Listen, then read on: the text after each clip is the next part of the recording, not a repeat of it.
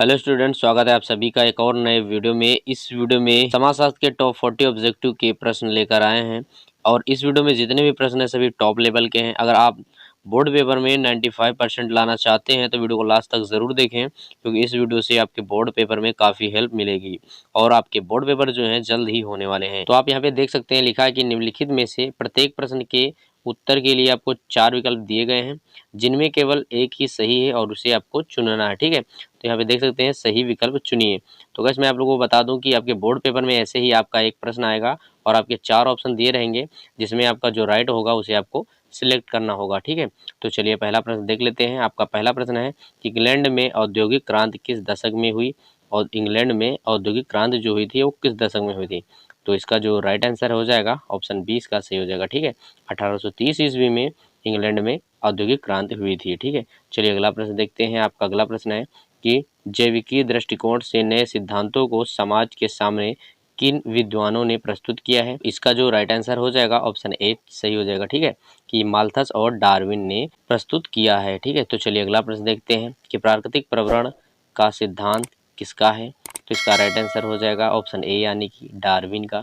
ठीक है, तो चलिए अगला प्रश्न देखते हैं। आपका अगला प्रश्न है कि वंशानुक्रमणीय पद्धति का संबंध किस सामाजिक परिवर्तन के कारण से है। तो इसका राइट आंसर हो जाएगा ऑप्शन डी यानी कि जैविकी। ठीक है, तो चलिए अगला प्रश्न देखते हैं कि जनसंख्या परिवर्तन से किस पर प्रभाव पड़ता है।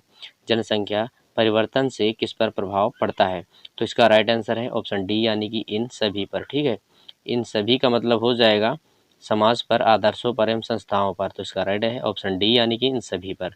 चलिए अगला प्रश्न देख लेते हैं। आपका अगला प्रश्न है कि माल्थस कौन थे। माल्थस जो थे वह कौन थे। तो इसका राइट आंसर है ऑप्शन बी यानी कि पादरी थे। ठीक है, माल्थस जो थे वो पादरी थे। तो चलिए अगला प्रश्न देखते हैं। आपका अगला प्रश्न है कि विज्ञान की वह शाखा जिसमें मनुष्यों की संख्या या जनसंख्या का अध्ययन किया जाता है वो क्या कहते हैं, उसे क्या कहते हैं। ठीक है, तो इसका राइट आंसर है ऑप्शन डी यानी कि जनांगिकी। ठीक है, उसे जनांगिकी कहते हैं। तो चलिए अगला प्रश्न देखते हैं कि समाज की जनसंख्या को कितने रूपों में समझा जा सकता है। तो इसका राइट है ऑप्शन सी यानी कि उपर्युक्त दोनों। उपर्युक्त दोनों का मतलब है स्थैतिक दृष्टिकोण से एंड गत्यात्मक दृष्टिकोण से। ठीक है, तो चलिए अगला प्रश्न देखते हैं कि जनसंख्या की वृद्धि के कारण अधिक आर्थिक साधनों को प्राप्त करने की आवश्यकता ही युद्धों का कारण रही है, यह कथन किसका है। तो इसका राइट आंसर है ऑप्शन डी। ठीक है, ऑप्शन डी इसका राइट है, हेराल्ड की रही। ठीक है, हेराल्ड का यह कथन है। तो चलिए अगला प्रश्न देखते हैं कि जनसंख्या के घनत्व और सामाजिक गतिशीलता के बीच संबंधों का उल्लेख किस विद्वान ने किया है। तो इसका राइट आंसर हो जाएगा ऑप्शन सी यानी कि सोरोकिन ने किया। ठीक है, चलिए अगला प्रश्न देखते हैं। आपका अगला प्रश्न है, ठीक है, कि जनांगिकी कारकों को परिभाषित करते हुए आकार, घनत्व और हार्स के उल्लेख किस विद्वान ने किए हैं।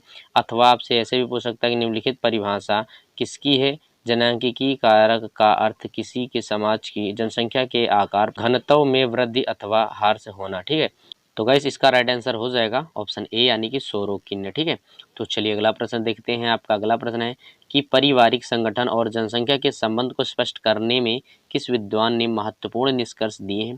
तो इसका राइट आंसर हो जाएगा ऑप्शन बी यानी कि मजरेला ने। ठीक है, तो चलिए अगला प्रश्न देखते हैं। आपका अगला प्रश्न है कि किस विद्वान ने जनसंख्या तथा उपलब्ध साधनों के बीच संबंध स्थापित किया है। तो इसका राइट आंसर हो जाएगा ऑप्शन ए यानी कि कार्ल मार्क्स ने। ठीक है, ऑप्शन ए इसका सही हो जाएगा, कार्ल मार्क्स ने।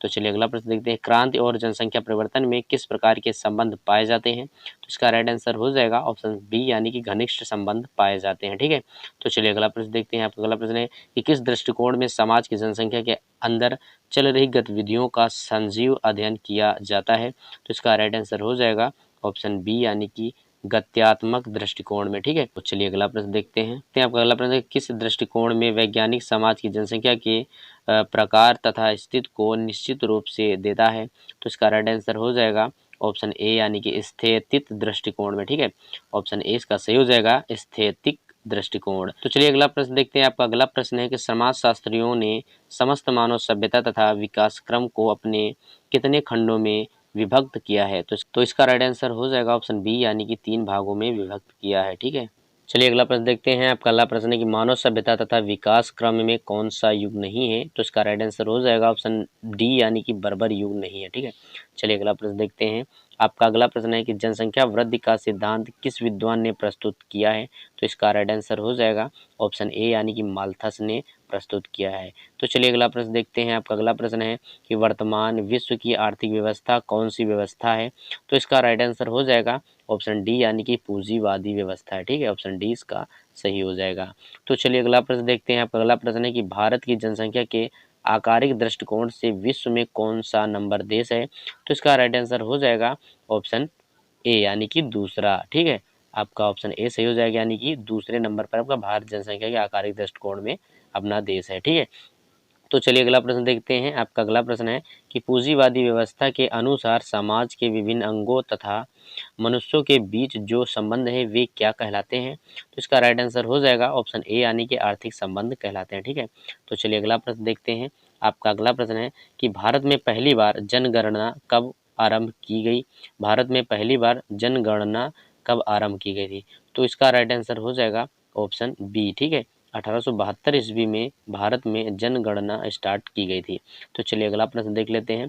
आपका अगला प्रश्न है कि यथास्थित एवं वैज्ञानिक पद्धति पर भारत में पहली बार जनगणना कब आरंभ की गई? तो इसका राइट आंसर है ऑप्शन सी यानी कि 1881 ईस्वी में। ठीक है, चलिए अगला प्रश्न देख लेते हैं। आपका अगला प्रश्न है कि भारत की ही नहीं बल्कि विश्व जनसंख्या के इतिहास में किस वर्ष को महान विभाजक वर्ष की संज्ञा दी गई है? तो इसका राइट आंसर हो जाएगा ऑप्शन डी यानी कि 1921 ईस्वी को। ठीक है, 1921 ईस्वी को विभाजित वर्ग की संज्ञा दी गई है। तो चलिए अगला प्रश्न देखते हैं। आपका अगला प्रश्न है 21वीं शताब्दी की भारत की पहली जनगणना का प्रथम चरण कब तक चला? तो इसका राइट आंसर है ऑप्शन ए यानी कि 9 फरवरी से 28 फरवरी 2001 तक चला। ठीक है, जो पहली जनगणना थी भारत की 21वीं शताब्दी की वह आपकी 2001 तक चली। ठीक है, अगला प्रश्न देख लेते हैं। आपका अगला प्रश्न 2001 की जनगणना के अनुसार सबसे कम लिंगानुपात किस राज्य का था? तो इसका राइट आंसर हो जाएगा ऑप्शन ए यानी कि हरियाणा का। ठीक है, चलिए अगला प्रश्न देखते हैं। आपका अगला प्रश्न है कि कौन सी अवधि भारत में जनगणना के इतिहास में ग्रेट डिमांड के नाम से प्रसिद्ध है? तो इसका राइट आंसर हो जाएगा ऑप्शन ए यानी कि 1921 से 31। ठीक है, तो चलिए अगला प्रश्न देखते हैं। आपका अगला प्रश्न है कि जनांगीकी शब्द का सर्वप्रथम प्रयोग किसने किया? तो इसका राइट आंसर हो जाएगा गुइलार्ड ने। ठीक है, गुइलार्ड ने जनांगीकी शब्द का सबसे पहले प्रयोग किया था। तो चलिए अगला प्रश्न देखते हैं। आपका अगला प्रश्न है कि किस विद्वान ने अपने जनसंख्यात्मक सिद्धांत को समाज में उन्नति की चाह से संबंधित किया? तो इसका राइट आंसर हो जाएगा ऑप्शन सी। ठीक है, ड्यूमो ने। ठीक है, तो चलिए अगला प्रश्न देखते हैं। आपका अगला प्रश्न है कि माल्थस के अनुसार जनसंख्या नियंत्रण की प्राथमिक यंत्र विधि क्या है? तो इसका राइट आंसर हो जाएगा ऑप्शन डी यानी कि प्राकृतिक नियंत्रण। ठीक है, तो चलिए अगला प्रश्न देखते हैं। आपका अगला प्रश्न है कि जब मृत्यु दर बढ़ती है और जन्म दर में गिरावट आती है तो उसे फलस्वरूप क्या कहते हैं? तो इसका राइट आंसर हो जाएगा ऑप्शन सी यानी कि जनसंख्या में गिरावट आती है। ठीक है, चलिए अगला प्रश्न देखते हैं। आपका अगला प्रश्न है कि इजी ऑफ पॉपुलेशन किसकी करती है? तो इसका राइट आंसर हो जाएगा ऑप्शन डी यानी कि टी आर माल्थस के। ठीक है, ऑप्शन डी इसका सही हो जाएगा। तो चलिए अगला प्रश्न देख लेते हैं। आपका अगला प्रश्न है कि किस विद्वान ने अपनी पुस्तक world population growth and present trend में जनसंख्या को जीव विज्ञान से सामाजिक विज्ञान के समीप लाने का प्रयास किया? तो इसका राइट आंसर हो जाएगा ऑप्शन सी यानी कि सैंडर्स ने। ठीक है, ऑप्शन सी इसका सही हो जाएगा, सैंडर्स ने। तो चलिए अगला प्रश्न देखते हैं। आपका अगला प्रश्न है और आपके वीडियो का लास्ट प्रश्न है कि मानव जाति की जनन क्षमता और खाद्य पूर्ति के बीच की विषमता को सूक्ष्मता से प्रदर्शित करने वाले विद्वान कौन है? तो इसका राइट आंसर हो जाएगा ऑप्शन सी यानी कि माल्थस जी हैं। ठीक है, तो गाइस उम्मीद करते हैं आपको इस वीडियो से थोड़ी सी नॉलेज मिली होगी। अगर मिली है तो वीडियो को लाइक करें और चैनल पर नए हैं तो चैनल को जरूर सब्सक्राइब करें। और अगर आपको किसी भी सब्जेक्ट की वीडियो चाहिए तो आप हमें कमेंट सेक्शन में बोल सकते हैं। और ऐसे एजुकेशन रिलेटेड वीडियो देखने के लिए हमारे चैनल को जरूर सब्सक्राइब करें, क्योंकि मैं ऐसे BS रिलेटेड चैनल पर वीडियो डेली अपलोड करता रहता हूँ। तो गाइस मिलते हैं नेक्स्ट वीडियो में, तब तक के लिए बाय, टेक केयर।